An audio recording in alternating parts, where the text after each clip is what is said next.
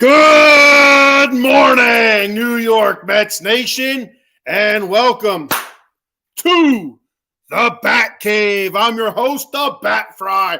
Weep, weep. That's a bat, if you know that. I'm the Bat Fry, Kenny Frie. Starting off a little goofy here. I hope everybody's doing well. I am doing just fine. Got a comment here already. Our boy, Adam Glenn.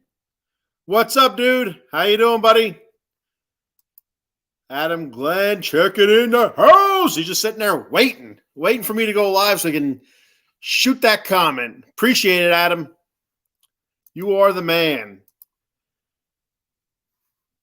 Like I said, I hope everybody's doing well out there. Great win last night for the Mets. Well, I shouldn't say great. Good win for the Mets. You know, it's over the Washington Nationals.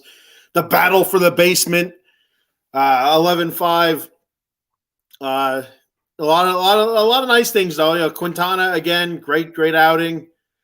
Alonso 42nd home run. Lindor a home run. Nimmo home run. Alvarez finally getting another home run. So it's a lot of positives coming out of the game. Like I said, well out of the playoff race, 7.5 out of the wild card. So there's no reason to, make a big deal out of it. But it's nice to see, it's nice to get a win or whatever, every now and again, a blowout win and the offense look alive and the pitching look well. And, the bullpen's sucking ass still, but it is what it is. Couple more comments here. Adam says it's football season. Yeah, you're right, Adam. It is football season now. As a Mets fan, you kind of move over, you transition over to I got the Raiders behind me here. So, move on to your team. Football season. Excited for football season. It's like anybody that's a sports fan, you're excited for your team's season to start because you have all that hope and, this year's our year kind of talk, and then all of a sudden you get kicked in the dick and that's it. It's done. After a couple of weeks, sometimes, for me anyway, for the Raiders, it's been like that since 2003, 2004 season. So it's been rough, but it is what it is. It's been a long time since we've been relevant. Had an occasional blips, glitches here or there, but it's time past due. Jung-Hoo Lee, hey, thanks for checking out the show, buddy. Much appreciated. 5 home runs for the Mets, a power surge. Yeah, absolutely. 5 home runs. Big home runs, too. Some of them were just freaking bombs. Alvarez's, Alonso's home run, absolute bombs. Lindor had a nice home run. Like I said, Nimmo. Who else had a home run? Is that all of them? Nimmo, Alvarez, Alonso, Lindor. Am I missing one? I can't remember. I think you have 5. I can't remember who the other one is. Vientos had a triple. Yeah. He's been playing much better lately. I know I don't know if it was the Mets broadcast. I was watching a little bit of the Mets game before I had a run out of the house, and then I was listening to the Washington broadcast on Sirius XM.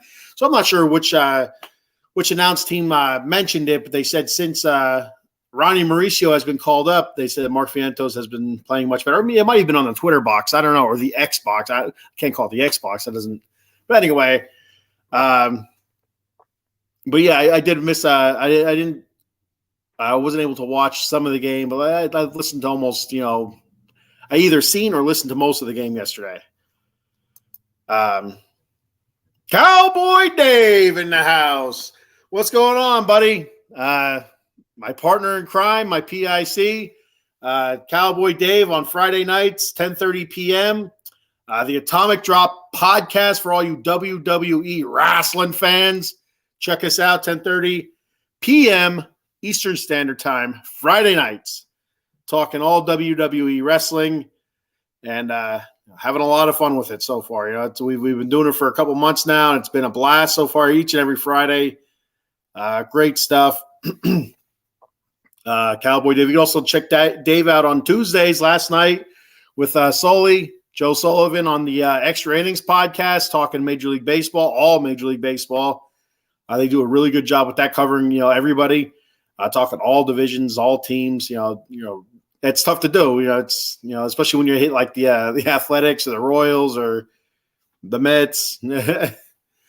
But even the Mets have some star power. But like when you're trying to talk about like the Athletics and the Royals and the Nationals, it gets kind of rough because there's not like any you don't have any of those really big names to really kind of focus around or anything like that. So you guys do a hell of a job with that. And Dave's also on tonight with Dem 215 boys talking Dallas Cowboys football with our boy Paul Spencer and that the TOP, the Tower of Patience, Big Matt there. And talking Cowboys football tonight. And speaking of Paul Spencer, I want to give Paul a shout out real quick. Just recently went under, just had some medical procedure done. I'm not going to go into it too much. But yeah, a speedy recovery to Paul. Hopefully he gets back on here soon. Take your time, Paul. I know your health is what's most important. And I'm sure all of your millions and millions of fans here will patiently be waiting for you to return. So get well soon, buddy, and take care of yourself.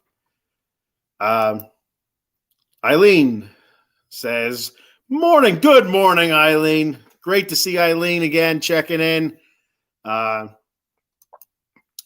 She does every show that the out of the box has.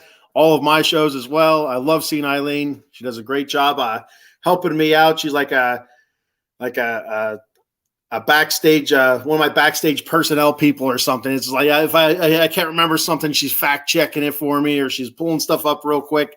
I don't know how she does it. I don't know if it's all up in her head, or she's just quick on the old keyboard or something. But she comes up with a lot of the answers really fast and does a hell of a job. I love it. Jung Hoo Lee, Nimmo had two. I didn't know Nimmo had two. I know I seen one. Maybe I missed one when I was going from house to truck to pick up my daughter. I don't know. Adam Glenn said the Nationals are playing their minor league players like our boy Travis. Yeah, speaking of our boy Travis, I want to give a shout out to Travis Blankenhorn. If you're a Mets fan, maybe you recognize the name. Maybe you don't recognize the name. He played the last couple seasons in the Mets AAA on the Mets AAA team, Syracuse, and he got his first major league home run with the Mets. I think it was 2 seasons ago.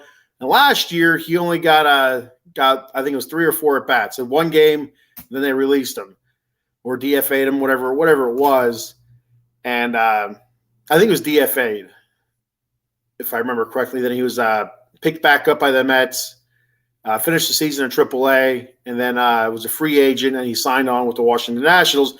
What makes Travis especially important to us, to myself, Adam Glenn, is he's a hometown boy. He's from my alma mater. Adam Glenn, we went to the same school around the same time. So Travis is many years later. Adam Glenn and I are old men, and but Travis, so we're always rooting for Travis no matter what team he's playing for, as long as it's not the jerk off Braves.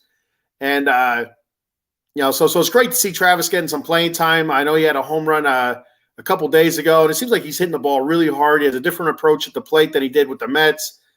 It seemed like, again, limited time with the Mets, up in the big leagues here. But when he was up, it seemed like he struggled a little bit. I was really hoping, like, it would have been great to have Travis on the team this season so you get more of a shot than it was last season, where the Mets were – for the most part, a really, really good team. So it's harder for a minor leaguer to kind of break through and get a lot of playing time to kind of show what he can do or what he's worth. So it's good that he actually caught on with the team that sucks, so he can get out there, get on the field, and show what he can do, which is fantastic. He's been hitting the ball very hard, playing well. So shout out to Travis. I hope he continues his success. I've reached out to him a couple different times to to try to get him on the podcast. I reached out to him through the old Instagram. I even had some people I work with try to contact his dad, see if he'd be interested. And his dad was kind of like, well, that's kind of weird. Travis doesn't even want the Mets anymore. It's a Mets podcast. I don't know. And like, it's not really about that, but whatever. So it's not a big deal. But yeah, good luck to Travis. Hopefully, he continues, cracking the ball, putting it in play, and, they'll start dropping for him. So that's good. Adam Gled says she's late. That he's talking about Eileen there. Eileen is late. And there's our boy. Speak of the devil and he shall appear. I was just mentioning Joe Sullivan and Dave Yarnell's Extra Innings podcast. You can also check Joe out on Mondays with the Sully Squad and occasionally on the NFC East War Room show that we have going here on Thursday nights. So Joe, great job on Extra Innings last night. I was able to catch some of it. It's not easy, like I said. When you have to talk about, well, you don't have to talk about it. When you come up to teams like the Athletics, the Royals, the Nationals, where they stink and there's like no star power to really kind of talk about. There's no positives to spin on it. It's all negative. But the Nationals have played much better than I thought they would have, even though they are in last place in the NL East. They've actually played some decent ball at points this year. So, you got to give credit where credit's due with that. They're not a total, shit show. I'm trying to think of a better term, but I can't. It's hard, but they haven't been all terrible, just mostly terrible, just like the Mets. I'm not going to sugarcoat it. The Mets have been bad, and it is what it is. Dave Yarnell says, "Let me talk to you." Yeah, L.A. Knight. Dave's boy there. I'm actually becoming a bit of an L.A. Knight guy as well. At first, I'm like, it wasn't my kind of thing. I've mentioned that he's kind of like a hand-me-down Stone Cold and Rock, which is nothing wrong with that. It's mimicking or modeling yourself after former superstars or whatever. That I'm 100% for that. There's not too many superstars in the world of professional wrestling that haven't taken part of their gimmick from somebody else from the past. So it's not a big deal. It's nice to kind of have that throwback a little bit with LA Knight, back to the Attitude Era. But anyway, back to the Mets, the Metropolitans. That's what we're here to talk about.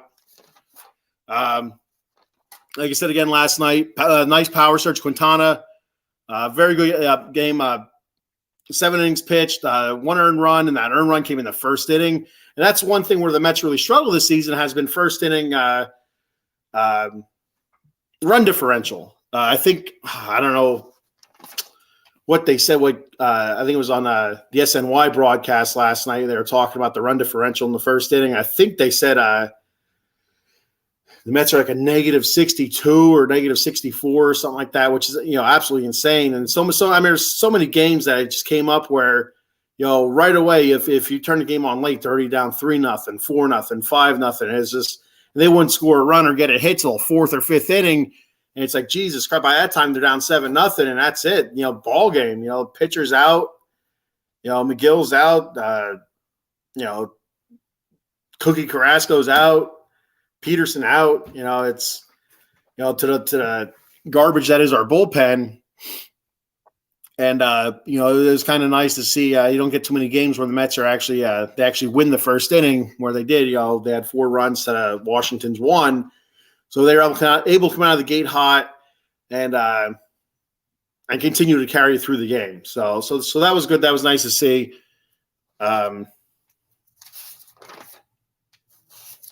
Let me get to my notes so I don't lose my place, because that's what happens. Adam Glenn says, yeah. I can't do it. Dave Yarnell says, so we can talk about Sully's favorite division, the American League Central. The American League Central is so mediocre, so mid. It's when I do my power rankings, I'll talk about them a little bit. but the Twins have they pulled away, and they're like as mid could be for a division leader. I mean, if you look at it, they would probably be. Let me think of their record right now. Let me take a quick peek here. 73. They would be 4 games out of the final, no, 5 games out of the final wild card spot, and they're leading the division by 7 games in the Central. That's how bad the Central is, the AL Central. It's insane. It really is. The Guardians were a playoff team last year. I remember the run to. I mean, then of course the AL Central was also mid last year. It wasn't a very good division, but it had a really nice race there at the end, where I think the last month and a half or 2 months you had the White Sox, the Twins, and the Guardians or the Indians. At least all kind of neck and neck until the White Sox kind of fell back to the pack. And then it was the Guardians and Twins until like the last half a month maybe. And I think I'm pretty sure the Guardians were able to pull away. I don't remember what the how many games they won the division by, but it was neck and neck for the better part of the last 2 or 3 months of the season between those 3 teams. And finally the last half a month to a month between the Twins and the Guardians before the Guardians pulled it out. And I thought the Guardians would have stayed at the top of the Central, maybe even taken a step forward. But they clearly took a step back. I know they had a huge problem with their offense last season. They great pitching, but the offense just wasn't there. And I'm not really 100% sure if it's the same way this year or not with the Guardians. Again, I don't follow. I follow baseball, but I don't watch. I don't follow it that closely. All those other teams, I kind of Mets and that division, I try to pay attention to and focus on that. But yeah, I'm pretty sure the Indians their hitting has let them down again this year. The pitching has done well. If I'm correct with that, if I've had my ears open. So last night, Pete Alonso hit his 42nd home run. It was an absolute bomb. I don't remember the name of the reliever that he faced, but that was the only run that reliever gave up in 3 innings. But I mean, it was an absolute, he housed it. And then, of course, the next batter up was Vientos, and he got hit by a pitch. But it wasn't intentional. It kind of, I don't want to say he leaned into it, but it's kind of like a half, like checks, like it's one of those deals. It happens. But now Pete, he's been really streaky this season, especially with his home runs. I mean, started off pretty hot with the home runs, and then of course I think it was June where it was like nothing. I was just looking at the stats a couple hours ago and looking at his June and July power numbers. It was very, very, very scarce. And before he started kind of heating up a little bit, I think it was at the end of July. He started hitting home runs in bunches again, or maybe it was early August. And then he kind of lulled a little bit again, but then now he's starting to hit home runs in bunches again. So it's good to see Pete crushing the ball, hitting 225. So the average is slowly climbing up. If you look at Pete's career, which is not a big sample size, but I've mentioned this so many different times, but I looked at it again to make sure I was right on this analysis. But Pete, he's been a fairly decent hitter, hitting anywhere from like 260 to 270, minus the COVID season.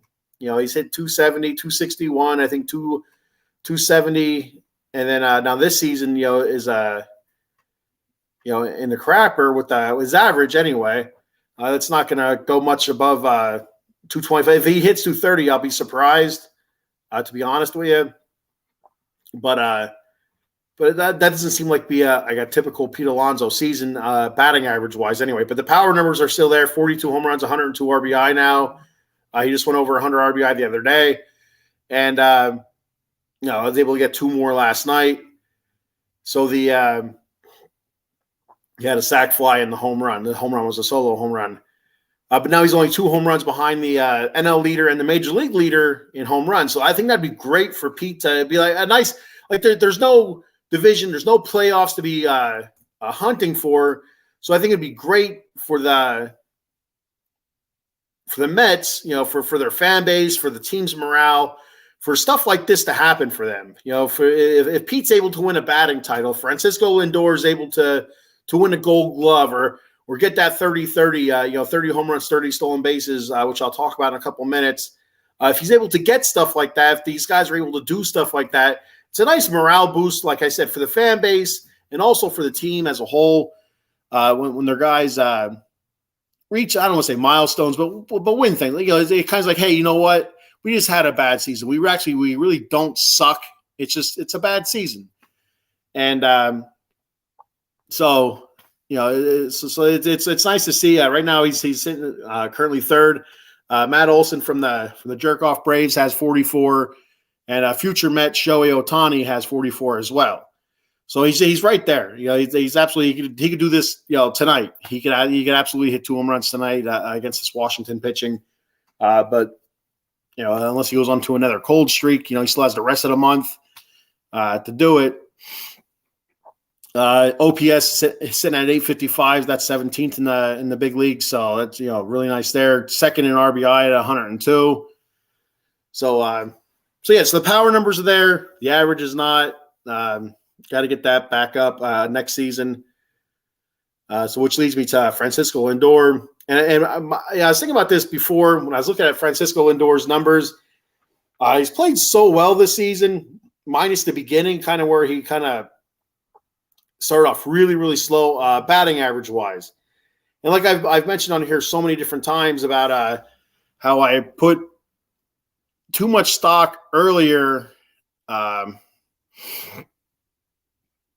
Too much stock earlier in the batting average with Francisco Lindor early in the season. I had my buddy Nelson, the Amish Country Mets fan, kind of opened my eyes a little bit to how well Francisco Lindor is playing around the All-Star break was when it really came up, because I said that Francisco Lindor didn't deserve to be an All-Star because he was hitting, I don't know, at that time, like 216, 220 or something like that.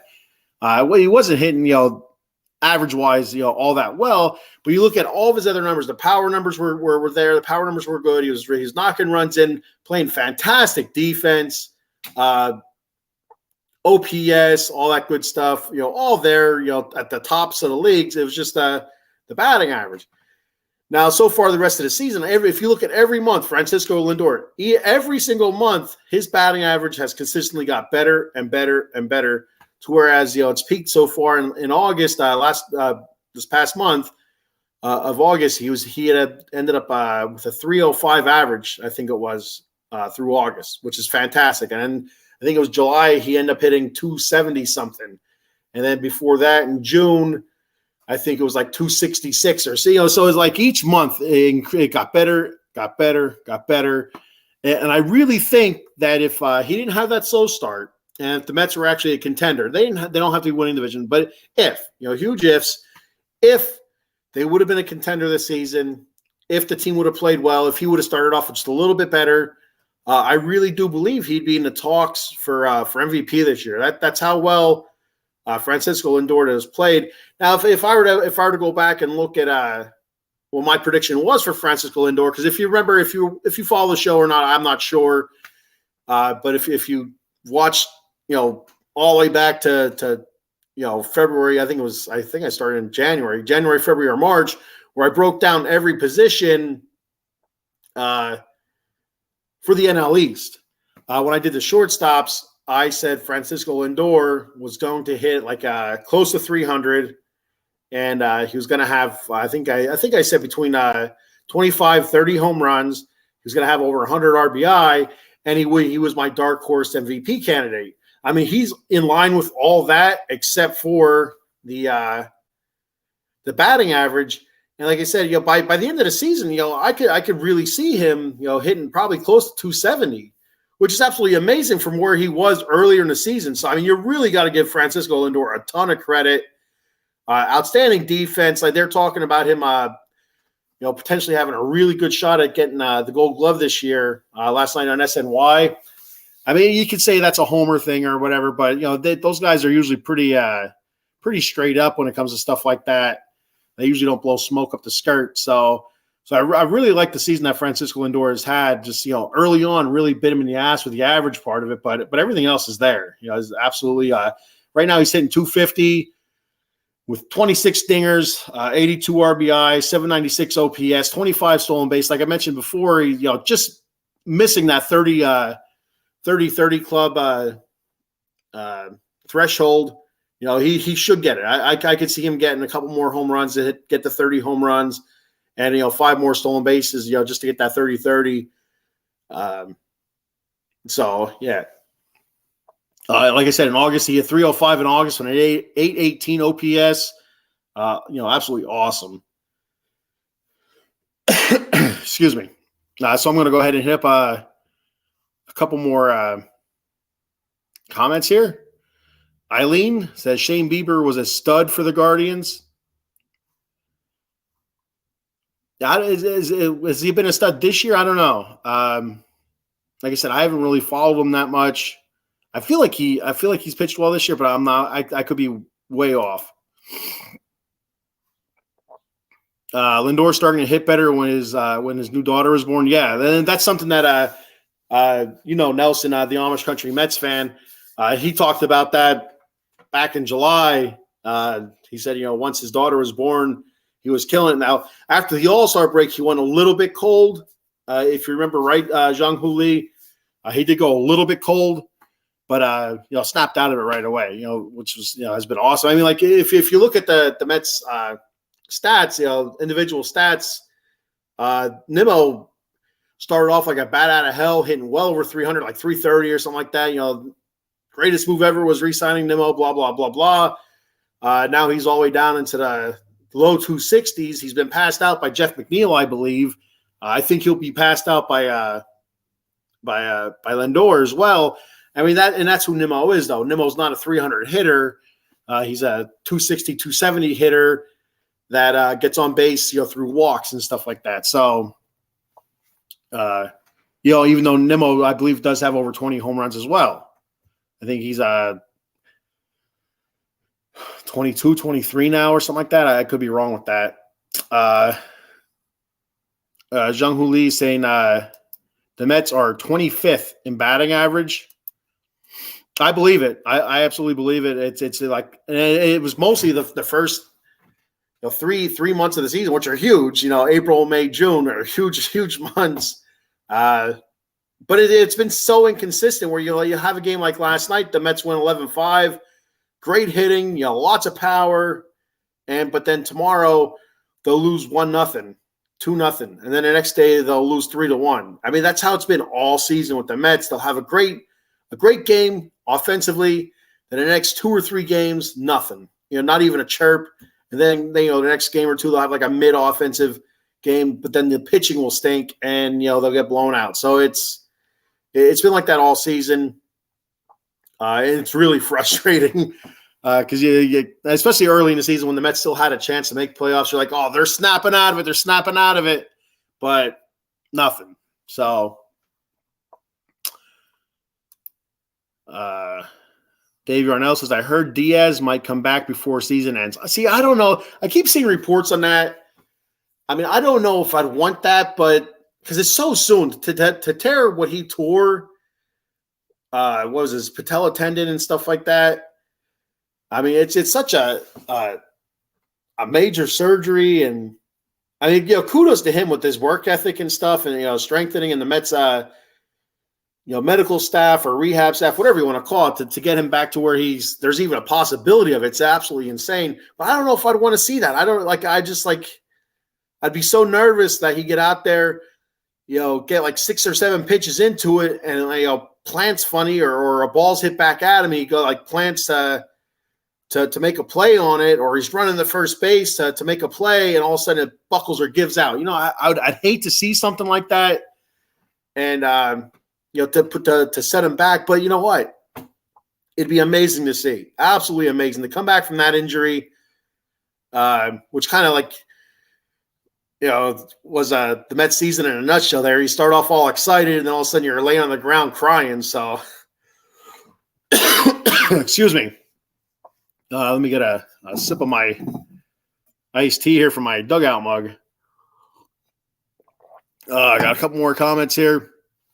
But I'd love to see Diaz, I can't wait to see Diaz again. I was listening to his walkout music, Narcos, the other day, and a tear rolled down my cheek. Sniffled. I miss Diaz from last year. Anyway, Bush 1G, what's up, buddy? How you doing? Thanks for checking into the show. Says, hi, what's up, G? What's up, G? How you doing? Thanks for checking out the show. Thanks for commenting. Any questions, shoot them out there. And there he is, Brother John. Fry Foundation in the house.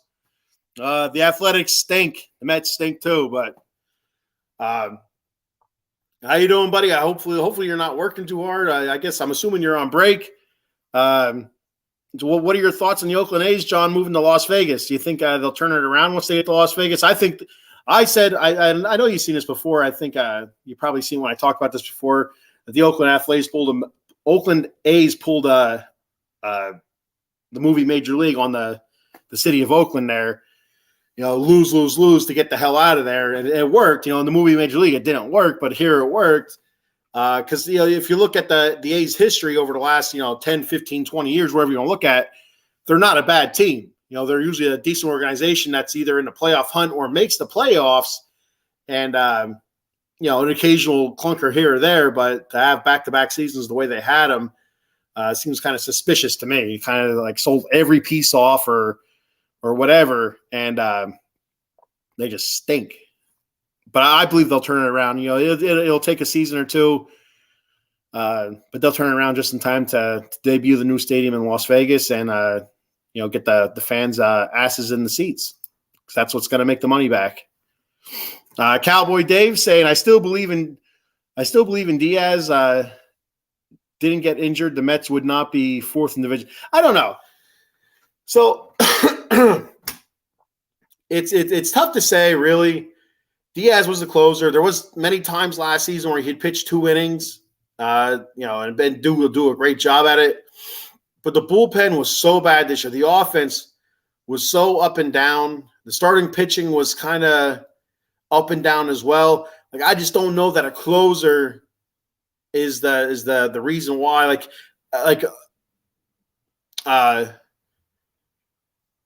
Morale wise, maybe, you know what I mean? But I just can't.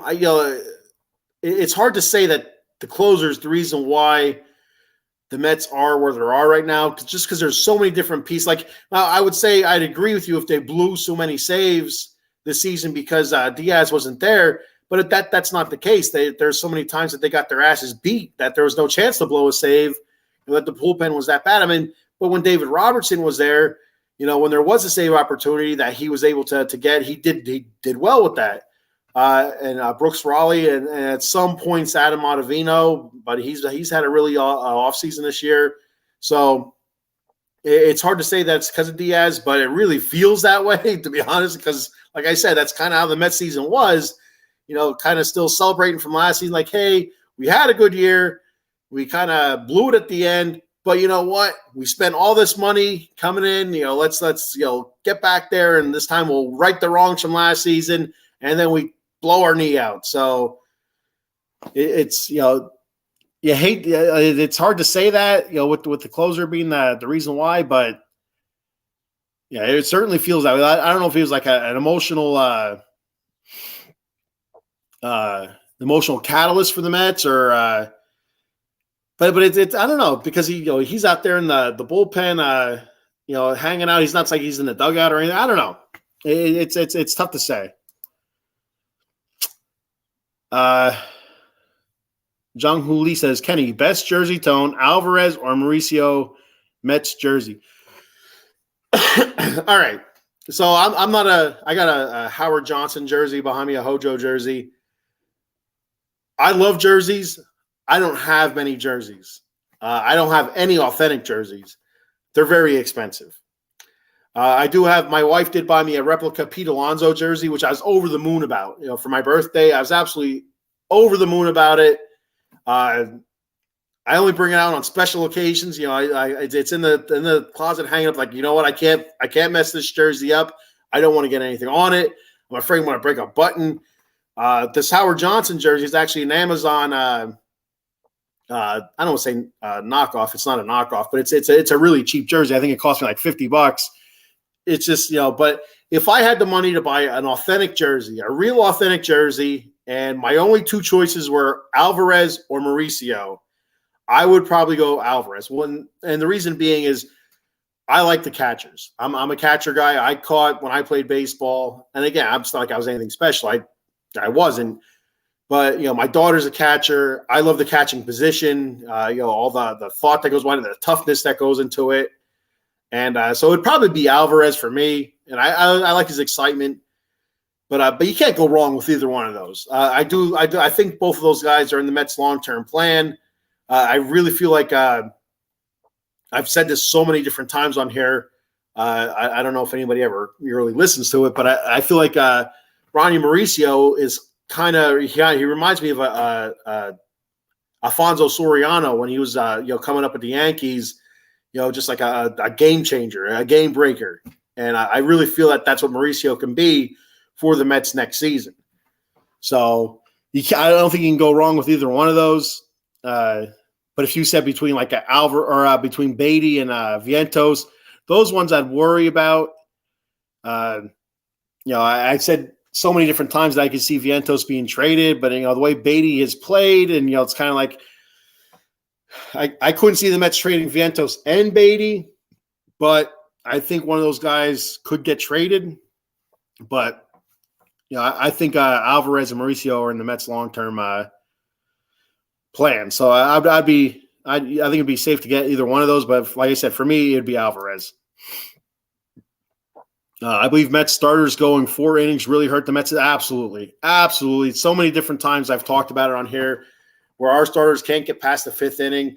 Bullpen is overworked, overtaxed, and it wasn't a very good bullpen to begin with. I mean, you look at the guys that we picked up this season, not to go one by one, but every time I did talk about them, every time the Mets did pick one of these guys up, I'd read their stat line, career stats on or the season before stats on the show here.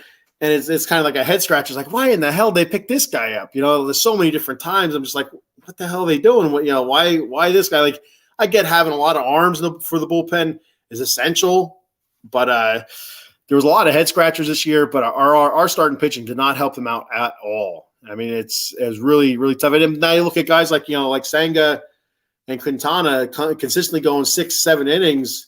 That's perfect. That's beautiful. So just a little bit too late, and it's really awesome that Senga got his walks under control. I mean, he still has I think 2 walks last outing. I think 3 walks to get the outing before, but a high strikeout content. 12 strikeouts, 10 strikeouts. So he's hit double digit quite a few times. Alvarez wears number 4, and the number 4 is bad luck in Asian countries. Well, I would not go with number 4. I'm not usually a superstitious guy, but like the whole numbers thing, I really feel like there is a thing to that. There is like a stigma to bad luck numbers, like the number 13 and stuff like that. For some people, number 7, like lucky 7, unlucky 13. Everybody says, "Oh, what's your lucky number?" and stuff like that. I do believe there's something to stuff like that. Like, but if number 4 is unlucky in Asian, well then don't do it. You don't need that hanging over your head. If you break a mirror, 7 years of bad luck. Just don't even crack the goddamn thing. Just stay away from the mirror. Stay away from the number 4. So moving on here, Ronnie Mauricio has played well since being called up. He's hit in every game he's played in so far. 4 games. I think he's, what is he? I have it written down here. 6 of 15 so far since being called up. He got his first RBI yesterday. I don't want to say he's been a lightning rod, but he's almost been like a breath of fresh air. Kind of like you kind of feel it's like when he was called up, everybody kind of it took a while, but we got Ronnie up, and so it's good to see. It was awesome to see last night. In the last night's lineup I put out there on the old Twitter box or X or whatever the hell you want to call it. Last night's lineup consisting of Nimmo in center, Lindor short, McNeil in right, Of course, Pete at first, Vientos at DH, Alvarez catching, Beatty at third, Mauricio at second, and you had Locastro out and left. The only one I would change out was Locastro. Maybe right now DJ Stewart, but if Marte was healthy, I'm not a huge Marte fan. He always seems kind of lackadaisical to me, so I'm not a big Marte fan, but he is better than Locastro. But DJ Stewart has pounded the ball well, strikes out a lot too. But for right now, for yesterday, I would have rather seen somebody else there besides Locastro. But I love that lineup. The top 8, love that lineup. Could be the lineup of our future. I don't think so. I think some of those guys are going to be gone. I don't know about McNeil. I've said on here before I could see McNeil being traded. But like I just talked about a couple minutes ago, like Beatty or Vientos, I feel like I could see one of those guys being traded. Like the more I said Vientos, I'm kind of leaning more towards Beatty now. The power hasn't been there yet. Seems like a good dude though. So I don't like saying it. If he was a douchebag or something, trade him. But so some of the stuff he said before he got sent down about not being able to focus was kind of surprising. But it is what it is. Thank him for being honest, but it's rough. It's not an easy sport. Every day playing, pitch after pitch after pitch, all those innings, struggling at the plate, kind of lose yourself in the field, because he really hasn't played a very good third base at all. And so then that's another place that Vientos can play. It's, you just never know. But I really do like that lineup. If you can get like a Acuna, I can't say it. Like I've talked about this before. I can say Ronald Acuna Jr. I can say it all day.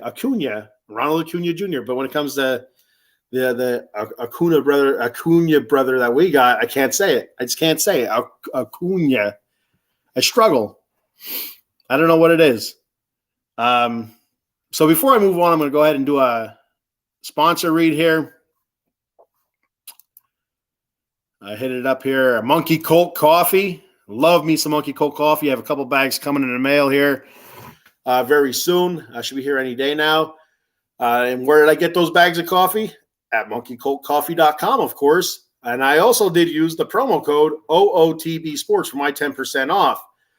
This time out, I got the Sumatran blend, the brand new flavor from Monkey Colt Coffee.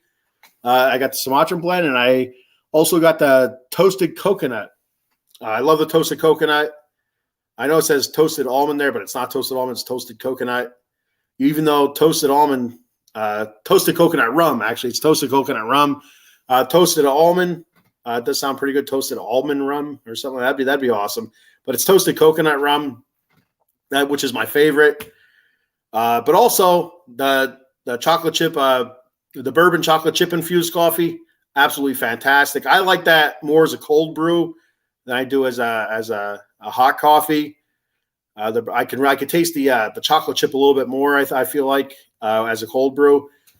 But anyway, you get those 3 flavors. The Sumatran blend comes ground in ground coffee, or you can get a whole bean. So for you beaners out there, go ahead and check out the Sumatran blend and get that in whole bean and grind your own coffee. You can also get coffee mugs on monkeycoltcoffee.com. Tumblers. I have the coffee mug here with me to show off. The tumbler is actually in my wife's car. I got to get it out of there and get it washed. T-shirts. They don't have fat guy sizes yet, so that's why I don't have a T-shirt, because I'd love one of those sweet-ass T-shirts with Roderick on there, their mascot. Just a monkey in a hoodie, drinking a cup of coffee. Why not, right? They also have the cold brew pitcher, which I do have, and the K-cup adapter. They also have a rum cake, which is very, very good. I've tried all that. And remember, for every bag of coffee purchased, the owner of Monkey Colt Coffee, Matt, donates a portion of the proceeds to the National Pediatric Cancer Society. So buy your coffee, buy it in bulk if you have to. help the kids out at monkeycoltcoffee.com. And make sure you use that promo code OOTB Sports. Tell them the Bat Fry sent you. And after your coffee, after you run amok with your coffee, go ahead and give Jason Fine a call at J Fine Law, attorney Big Al. You can reach Big Al at 1-800-HURT-123. That's 1-800-HURT-123. J Fine Law specializes in motor vehicle accidents. That's hard to say. I don't know. Motor vehicle accidents, slip and falls, workman's comp, and personal injury claims.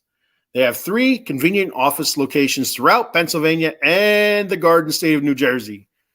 The office in New Jersey is located at Cherry Hill, New Jersey, 3 Greensward Lane, and the phone number there is 856-209-5258. And the offices in Pennsylvania, starting with the Steel City of Pittsburgh. And the office is located at 500 Grant Street, Suite 2900, and the phone number there is 412-365-8151. And then in the city of brotherly love, Philadelphia, the office is located at 1628 JFK Boulevard, Suite 2120. The phone number there is 267-888-2980. Tell them the Bat Cave sent you. And last but not least, we have our newest sponsor, the Dugout Mugs. Go to dugoutmugs.com. Use that promo code OOTB Sports 20 for 20% off your Dugout Mug purchase. And I've shown my Dugout Mugs on here so many different times. Love the Dugout Mugs. I think they kick butt. Couple of them I don't have yet. I plan on adding my collection as soon as my bank account rises a little bit. I don't want to spend what you don't want to spend what you don't have. So the next Out of the Box show that's going to be coming new to the Out of the Box Sports Entertainment is financial advice from the Bat Fry. So that's not one you're going to want to watch anyway. So they have the regular Dugout Mugs with all the Major League Baseball teams. They also have some minor league teams. I think they're working on college as well. They have aluminum bat mugs, which I've shown on the show so far today. They have shortstop mugs, which are a little bit shorter than your typical dugout mug. They have one shaped like a wine glass or a goblet. They have coasters with your teams on it. They also have baseballs cut in half to use as bottle openers. You can get the dugout mugs specialized or personalized with a logo or something like a wedding date, stuff like that. So they make great gifts. So get your dugout mug at dugoutmugs.com. And remember, use that promo code. Use it. Use the damn promo code. OOTB Sports 20. That's OOTB Sports 20 at checkout. And make sure to tell them the Bat Fry sent you. So here's my aluminum bat mug. Like I said, I love the aluminum bat mug. There's the other side of it. It says New York Mets on it. I'm like a home shopping network here. Here's my Monkey Colt Coffee mug. And it says, join the, you know what? I ain't going to say it. I don't want to get in trouble with the FCC, the Facebook police. You can't say the word. You can show it. I can say Monkey Colt Coffee, but I can't say join the CULT.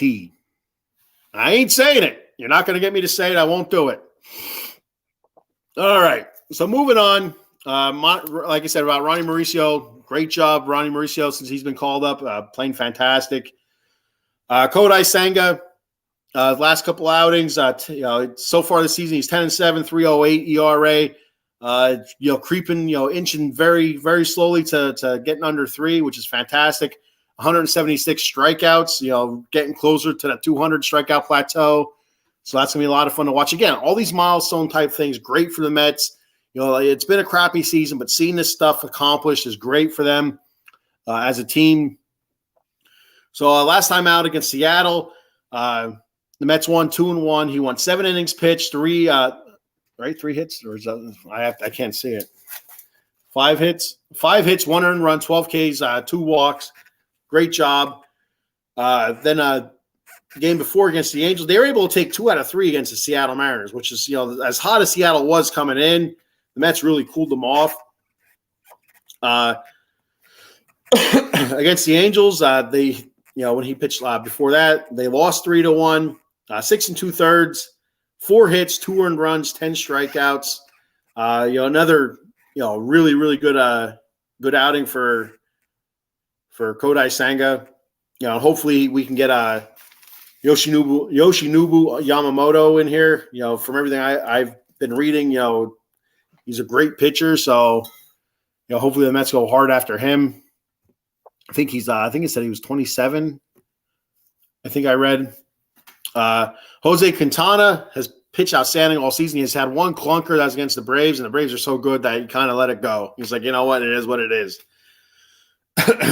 So he pitched last night. The Mets won 11-5. He won 7 innings pitched, 4 hits, 1 earned run. And again, like I said, that earned run, first inning, the rest of the way, nothing.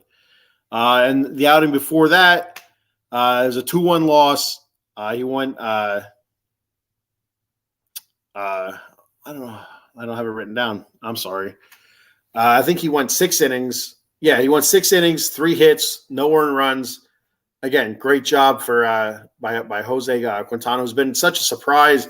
It really, it's a bummer that we didn't have him earlier in the season to kind of help stop the bleeding. Because Scherzer, there was moments this year where Scherzer did pitch really well. It was just a big games he didn't pitch well. Verlander was kind of back and forth, but his last couple starts with the Mets, I believe, were really good starts. So for the most part, Verlander did pretty well with the Mets. And Kodai Senga, after kind of getting used to the whole Major League Baseball landscape, the balls are different, different size, different weight, whatever, different grip, all different stuff that comes with it. Finally he got into the routine. So it would have been nice that we could have had 4 starters, pitching really well, but as it were, we could never really get those guys together to consistently pitch well, is what I'm trying to say. I don't know, kind of stuttering through it now. Hit a couple comments here. Cowboy Dave said the Bats Fry Home Shopping Network. That's what we should do next. The hell with, I'm scrapping the financial advice show that I was just talking about. We're going to be doing the Bat Fry Home Shopping Network. I'll throw the old Batman mask on here. I got the old Batman mask. I'll throw that on, and I'll do a whole show wearing my mask.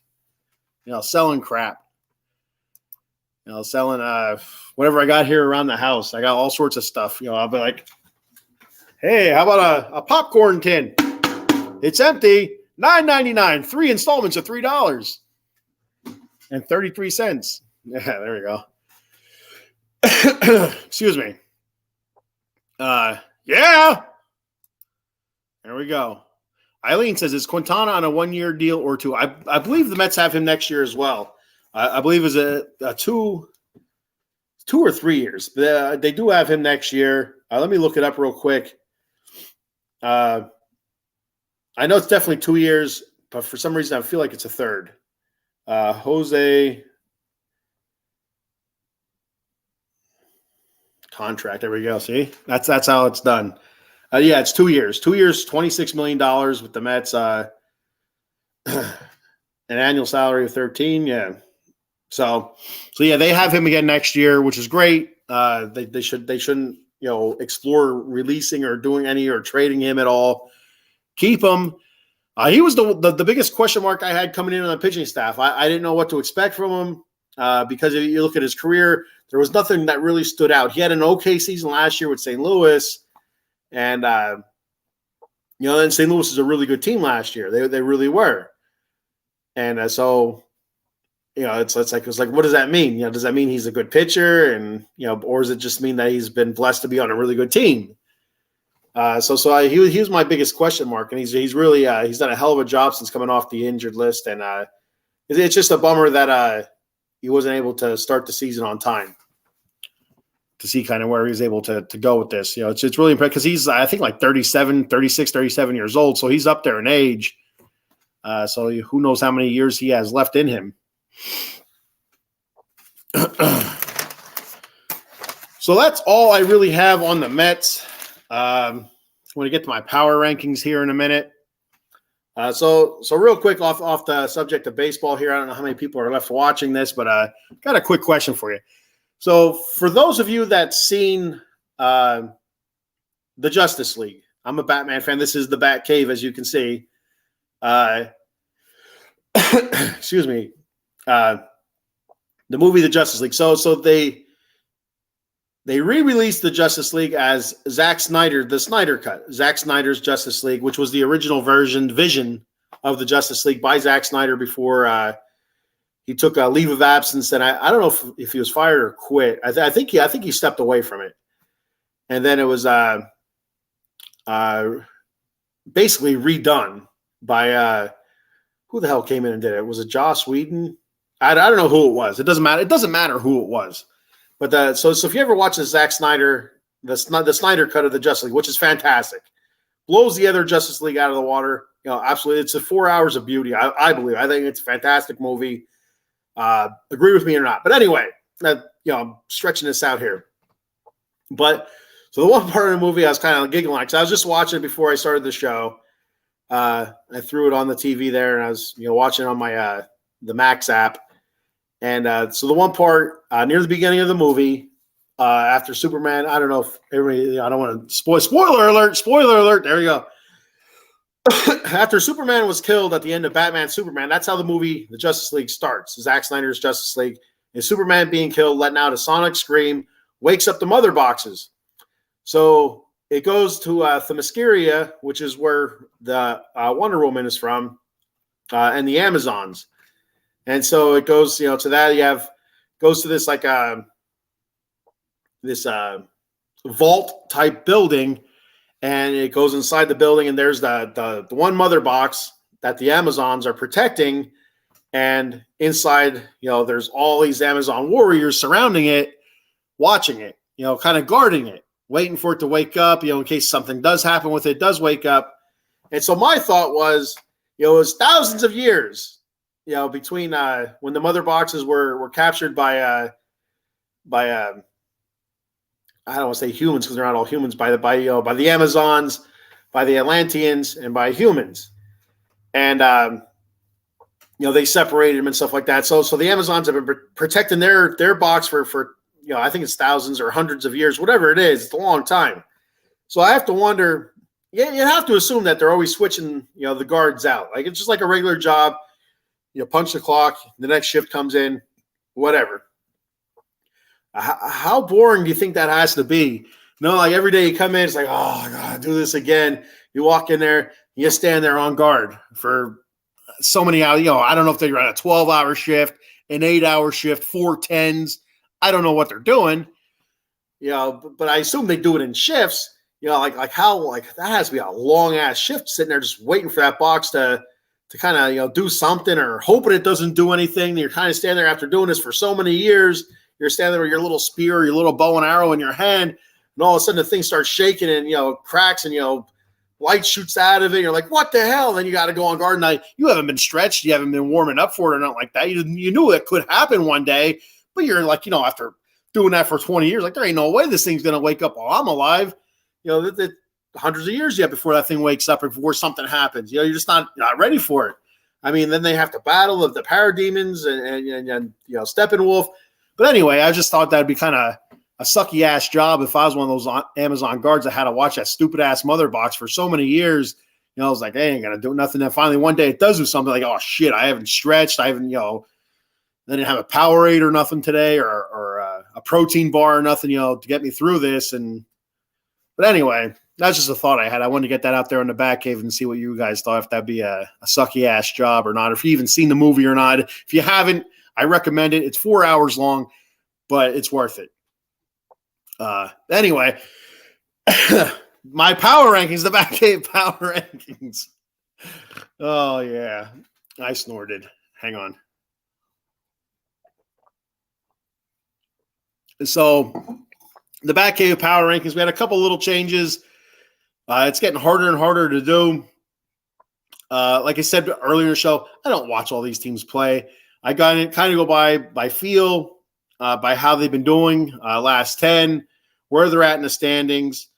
And I listen to a lot of sports radio, so I do hear about the teams, how well they're playing or how shitty they're playing, stuff like that. So kind of go off of that. So I'll start at number 10. Number 10, I had the Twins. Now, last week I had the Twins in a tie for number 10. Who I don't remember who I had them in tie with. It doesn't matter. They're there by themselves now. So they're sitting at 73 and 66, 6-4 in their last 10. They don't move up anywhere, but now they have sole possession of number 10. So I'm sure they're really excited about that. At number 9, I know I'm going to get a lot of hate for this, and I understand, but I just have a hard time putting them higher right now. I feel like they're a good team. I do feel like they could make some noise. But number 9, I have Philly. So Philly sitting at 76 and 62, 6-4 in their last 10. They were 7 last time. So they dropped a couple spots. So I'm going to get killed for that, but I understand. I keep looking at it like, I don't know. I just don't feel it this year. I felt it last year. Last year, I was saying, over and over and again for months, I was screaming it from the hills that the Phillies will be the most dangerous team in the playoffs if they can make it there. And they made it there, and they made it all the way to the World Series. Number 8, I have the Toronto Blue Jays. Sitting at 77 and 62, 7-3 in their last 10. They're really starting to heat up. Sitting one game out, I believe, of the final wild card spot there in the American League.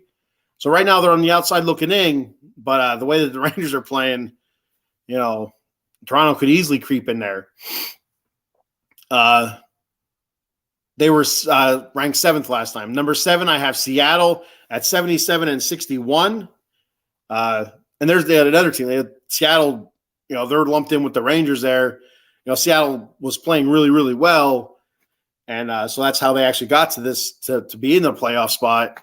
But they're barely ahead of Toronto. So it's going to be a great stretch run for all those teams. A lot of fun to watch.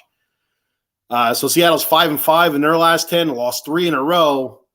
They were at 5th last time, so they dropped a couple spots. And that's where I was kind of struggling. Like, do I drop Seattle even further? But I'm like, no, they were playing so well. They can get it back again. So I kind of left it alone. I just dropped them a couple spots. The biggest jump of the week is coming up here. Not this pick, but the one after. Number 6, I have the Milwaukee Brewers sitting at 77 and 61, 6-4 in their last 10, sitting at the top of the NL Central, playing some decent ball. And here it is, the number 5 team. They weren't even ranked last time. The Houston Astros, 79 and 61, 7-3 of their last 10. Not even ranked. Jumped all the way to number 5. Earlier in the season, I had them near the top of the power rankings when I was doing them every other week. Then eventually I dropped them down as they weren't playing all that well. Now they're starting to get really hot again, just absolutely spanking the Rangers in an important series. I believe today we have Scherzer and Verlander going today, so that should be a lot of fun to watch. Number 4, I have the Dodgers sitting at 84 and 53, 5-5 in their last 10. Now the week before they were at number 3, so they dropped one spot, and that means up one spot are the Tampa Bay Rays sitting at 84 and 55, 6-4 in their last 10. And so, like I said, they're up one spot. I just flip-flopped those two teams. I feel a little bit more I feel better about the Rays. I feel like the Rays are playing a little bit better now. Number 2, I have the Orioles sitting at 87-51, 7-3 in their last 10, won 4 in a row. They didn't move. They were number 2 last week. And number 1 is still the Atlanta Braves at 90 and 47, 7-3 in their last 10. They lost 2 in a row. So, next week's power rankings might be a little bit different if things keep going this way where the Orioles are winning, Braves are losing. So I'm sure I'm going to get a little bit of hate here. Let me check out the comments. We got 2. Eileen, this is why I like your show. I learn new things every time. I'm here to entertain, really. That's I'm not saying anything really relevant about the Mets. I'm not, a lot of it's just opinion based or stuff that I feel anyway. But if I can throw little tidbits in there, I don't know. I mean, I don't know if I don't know if you're a Batman fan at all, but if you're not, that's definitely a movie to check out if you want to, let me watch a Batman movie and you have 4 hours to kill. So my original plan when they first released that, not to get off of it again, when they first released the Snyder cut of the Justice League, I knew it was 4 hours long. I was super excited for it. And I'm like, you know what? It's 4 hours. I'm going to have to watch an hour here, an hour here, an hour. So I started watching. I think it was like 10 o'clock at night. And 4 hours later, 4 hours and 2 minutes later, there I was. I'm like, that was awesome. I couldn't stop watching. I had to continue watching it. I thought it was awesome. Much better than the original Justice League that was released. And it's the same thing with the Batman versus Superman. I don't know if, for those watching still have ever seen Batman versus Superman. The theatrical version of Batman versus Superman is doesn't make any sense to me. I've seen it. It's very hard to follow, but the Batman versus Superman Ultimate Edition has a lot more stuff too. It's a bit longer, but it makes more sense then. It's a better movie, the Batman versus Superman Ultimate Edition, than the Batman versus Superman theatrical version or whatever it's called that they released in the movie theaters. It's just like that one didn't make any sense, but the Ultimate Edition was much, much better. So Adam Glenn 86 and forever. I know, Adam. I'm sorry. I really struggled with it. I'm like, I feel like Philly is playing better, but I'm like, I had a hard time, justifying them above Toronto, above Seattle. I mean, like Seattle, I'm like, I can see Philly above Seattle. I feel like Seattle's just hit a hot streak. I feel like Seattle's going to come back. I feel like Seattle's not going to make the playoffs. So, but I'm like, just like right now this week, I mean, the Phillies suck. That the heck with it. I'm not gonna make excuses for it, Adam. PU Phillies. There, I said it. Jung Hoo Lee says, did you know Pete Alonso is only 2 home runs behind the home run leader?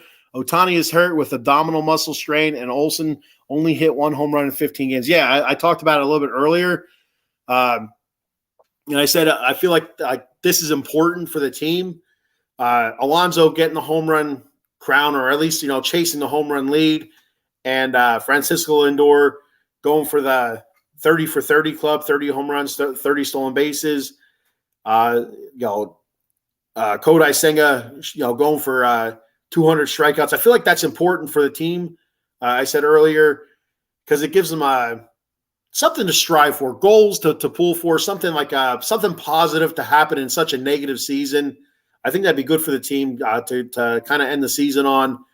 And I did mention that I didn't know Otani was hurt. Actually, I didn't know he was. I mean, I knew he had the whole UCL thing, but I didn't know he had an abdominal issue.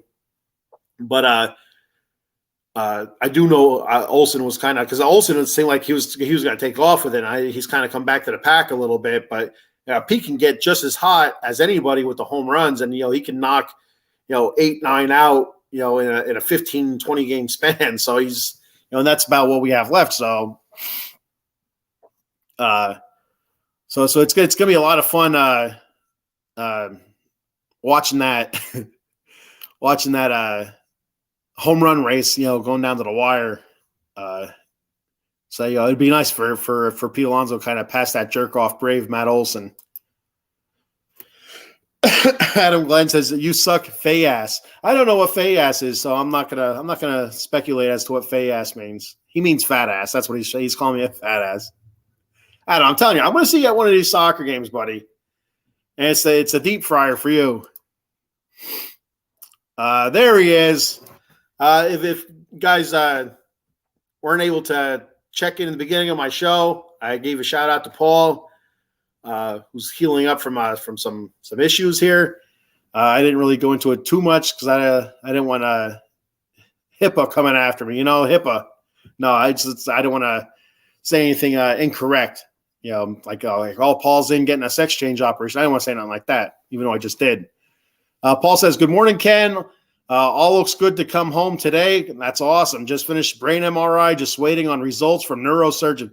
Now, Paul, I hope you told the neurosurgeon to check out of the Box Sports Network on Facebook, YouTube, X, not Twitter no more. It's X and Twitch. We're also on Instagram and TikTok. Hopefully he told him that, and hopefully he sold him on some Monkey Colt coffee, some dugout mugs, and maybe even J Fine Law. So that's great news, Paul. Like I said, easy. Ease yourself back into everything and stop using your head as a hammer, and you'll be all good. Get well soon, bud. Adam Glenn said Monday. Oh, Adam Glenn. I'm telling. Oh, you know what? Monday. I don't know about. No, I'll be there Monday. Yeah, I'll be there Monday. Adam Glenn, your name is going to be right here, Adam Glenn. Cowboy Dave says, looks like Mr. Fuji's coming home. Yeah. That's great news. It really is. You don't want to see anybody, especially a friend, down, for being sick or, injured or anything, anything medical. So, there we go. All right, so that's all I really have. That makes a little bit more sense, Adam. I'm like, you said fun, like, okay, fun, all right. Now run. This fat ass ain't running anywhere, Adam Glenn. So that's all I have. Paul says, thank you, brother. I gotta get home 2 shows tonight. Ease back into it. The Cowboys can wait. College football can wait. I'll be checking you out tonight, buddy. I'll be checking those shows out and applauding you. It's not easy, going through surgery or anything like that, or a procedure, and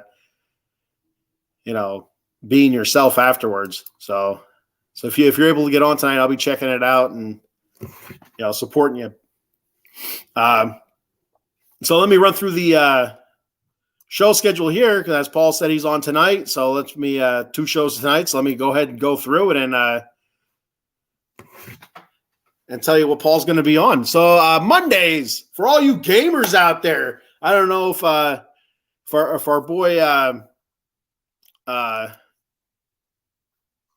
Jung-Hoo Lee is a gamer or not. But Mondays, 4:30 p.m., Joystick Junkies. Check that out, 6 p.m. The Sully Squad talking all Philly sports, and they dabble into all the sports throughout the country. So not just Philly, but a little bit of everything, but mostly Philly. 8:30 p.m., the Big Blue Power Hour talking New York Giants football. It's football season this week. Tomorrow night, baby, starts football. Tuesdays at 6:30 p.m., Commanders Gridiron. Join Steve as he talks about the Washington Commanders football team, or whatever the hell they're going to be called in the future. 8:30 p.m., join Cowboy Dave and Sully. Joe Sullivan on Extra Innings talking all Major League Baseball. And, of course, Wednesdays, 10 a.m., the shit show that is the Bat Cave. That is me, and that is what you're watching right now. 7 p.m., Fuji's Philly Flair. Not talking just Philly sports, but also talking anything Philly, nightlife or the goings on in Philly and stuff like that. He's had a bunch of different types of guests on there. So make sure you check out Fuji's Philly Flair. Fuji's like the mayor of Philadelphia there. 8 p.m., the College Football Frenzy. That's one of the shows that Paul will be on. Paul and Bill Furman, check that out tonight for all you college football fans. College, the first week, college football breaks up a good bit, but the first week of college football in the books after last week. So, exciting stuff. 9:30 p.m., Dem 215 boys talking Dallas Cowboys football. Paul, Cowboy Dave, and the TOP, the Tower of Patience, Matt Klein. That's tonight at 9:30. Thursdays, 7 p.m., the NFC East War Room. It's pretty much self-explanatory. You have the Eagles, Redskins, the Commanders, Giants, and Cowboys just, doing battle there on Thursday nights at 7 p.m. Fridays at 10:30 p.m., myself and Cowboy Dave with an occasional pop-in from Mr. Fuji, Paul, the Atomic Drop Podcast, talking WWE sports or WWE wrestling. I'm struggling here. My throat is drying up real quick here, and I'm really struggling through it. Saturdays, 11 a.m., the Golden Dome. That's talking Notre Dame football. Occasionally doing a post-game there, pregame, post-game. Sundays, 11:30 a.m., Dallas Cowboys pregame. There may also be some an Eagles pregame or Washington Commanders pregame or New York Giants pregame. I might occasionally even do a Raiders pregame. It depends on what time the Raiders are on, what I got going on. Lots of sports. You know, it's always, I'm always on the move here. And coming very soon, this Saturday to be exact. Just trying to hammer out time. But this Saturday, the newest show, I've taken the Las Vegas sports scene. I've laid it down in bed, and I've slowly put the pillow over its face. So the Las Vegas sports scene is no more. It's going to be a Raiders and Kings show called the Silver and Black Lair. Silver and Black Lair. So let me go ahead and pop that poster up here for you, right there. So that's like the gist of it there. That's what kind of what it's going to look like. I'm going to be talking Raiders football, of course, and LA Kings hockey. If for all you Batarangs that have been following the show for a while, I used to do a little bit of LA Kings talk, especially during the season. After I was done talking about the Mets, I'd talk a little, like 10 minutes about the Kings because I really enjoy watching hockey. I'm a LA Kings fan, but I don't quite know a whole lot about hockey, so I'm getting better at it. So you'd have to figure the Silver and Black Lair. It's probably going to be 70% Raiders, 30% Kings. But as I get better talking about hockey and understanding a little bit more, it's going to be a nice 50-50, 60-40 split. So super excited to get that going this Saturday. I'll let you know what time as soon as I get it hammered out here. And I'm probably shooting for like 9 p.m. because I don't want to go too late because I do enjoy watching late night college football as well. So it's kind of like, I don't want to go too early either because, there's times where I'm out and about with the family. So we'll figure it out. So that's this Saturday. So that's all I got for today. Check out, see if there's any more comments here. Yeah,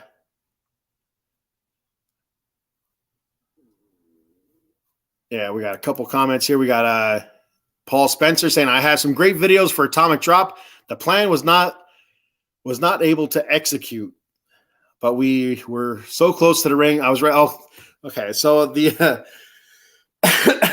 so for those of you that don't know, Paul and Cowboy Dave were actually able to go to the latest pay-per-view from by WWE called Payback. It was this past Saturday in Pittsburgh, and the original plan was for Paul, Mr. Fuji, and Cowboy Dave to pretend kidnap, I think, Liv Morgan and take her back to the old to the dojo, I guess. Yeah, Mr. Fuji's dojo. And but Liv was not there, so poor Paul had to just sit there and accept it that there was no Liv, no Io Sky, no Asuka, but he got Nakamura. So yeah, that's as close to Japan as you're ever going to get again, buddy. I'm sorry to say that for you. Adam Glenn says, I don't think I can watch the college show Blue Mountain at Pottsville. Go Blue. What is that? Is that soccer tonight, right? Blue Mountain versus Pottsville. Yeah, go Blue Mountain. You know what? That's hard for me to say because I graduated from Pottsville. I still bleed red. The Pottsville Crimson Tide. I still bleed red. But my kids are in Blue Mountain School District, so I kind of, there are our rivals. I was brought up to hate Blue Mountain, and now I'm in Blue Mountain territory, and slowly I'm turning to a blue blood, and I don't like it. I don't like it at all. So that's all I got for today. Thank you so much for checking the show out and listening to my nonsensical ramblings about the Mets. Batman, Blue Mountain versus Pottsville. Not that anybody cares, but I appreciate you guys hanging around, checking it out, commenting. Make sure you check us out on Facebook, YouTube, X, and Twitch. And like I said, we're also on Instagram and TikTok. So check all that stuff out. And I got one more comment here. That's why I linger, because I don't want to miss any comments. Anybody that puts one out there, I want to make sure to get them out. And especially ones that are patting me on the back. So it says, great show, big man. Yeah! LA Knight able to get that win there on Saturday night. Good for him. We'll talk about more of that. We'll talk more about that on the Atomic Drop podcast this Friday night at 10:30 p.m. All right, so thanks for checking it out. Be sure to check out the Bat Cave again next Wednesday, 10 a.m. Same bat time, same bat channel. Let's go Mets.